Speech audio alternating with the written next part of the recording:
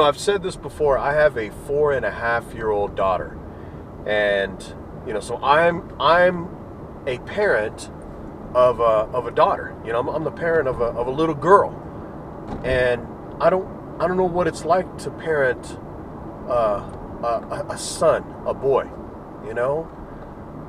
but I have a soft spot, I think, in my heart for boys, especially when I see and I know that there are a lot of boys out there who don't have fathers, who have a father, but whose father is not in the picture, man, And I'm not talking about divorced parents. I'm not talking about a divorced couple, and the father is still in the picture because the father still spends time with the child. I'm not talking about that. I'm talking about a straight up absent father, Some would even say that person is not even the father. You can't even, you can't bestow that title of father on someone who's not there, And I just, like I said, I just have a soft spot, I think, in my heart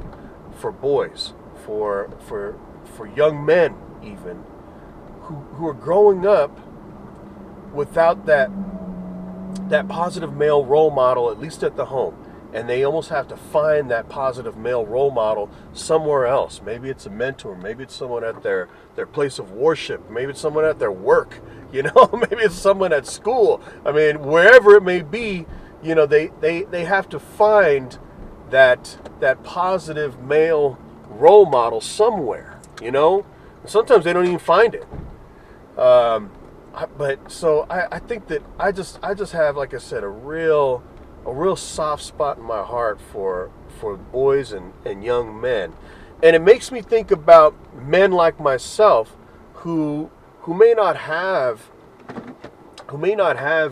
sons, those of us who don't have a son, man, we still need to make sure that our actions, our words, the way that we treat women, is reflective of what we want our young men to do. Even if we don't have someone in our lives, we still need to step up, I think, in that way and hold ourselves to a high standard. We need to treat women with respect. We need to try and do positive, good things in life all the time.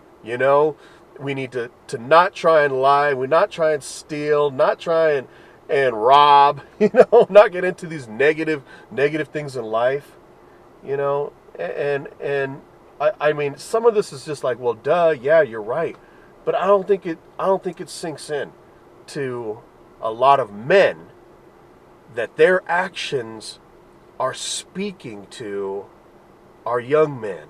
Our actions are speaking to boys, even if they're not in our own families, Our actions are speaking to those who are looking to us as an example. They may not be looking up to us, but they certainly are looking at us as the example. And when I say we should try to do positive things, we should try, right? We're not always going to succeed. I'm not saying that anyone is perfect. I'm certainly not perfect. I still make mistakes to this day, I still catch myself, doing things that I wish I had not done. And when those things happen, we have to take ownership of those things. We have to own that behavior and say, man, I made a mistake. Man, I treated somebody wrong. Man, I cheated. I cheated in some way. And I own up to that, and I take responsibility. I embrace that I did that, and I apologize. And I ask for forgiveness, and I'm going to try and move forward. How can I make that right? Those are the types of actions and words that speak to boys and young men. That tells them that when you do make a mistake, and when you maybe sometimes even purposefully do something wrong, you own up to it, you embrace it, and you say, how can I make this right? You know? I mean, we need to do that as men, I think, so that we're giving that message to young men and to boys out there. So, man, I'm tired of it. You know, I'm just tired of seeing guys, older guys who are my age, still doing negative things. You know, who still haven't grown up. I mean, for lack of better words, man. I mean, they just haven't. Excuse me. I just I don't know. It's frustrating. It's frustrating. So anyway, that's my opinion. Anyway, that's where I'm coming from. Those are my thoughts on the matter. So anyway, with that, my friends, my people, stay rooted 90 degrees to the earth. One love.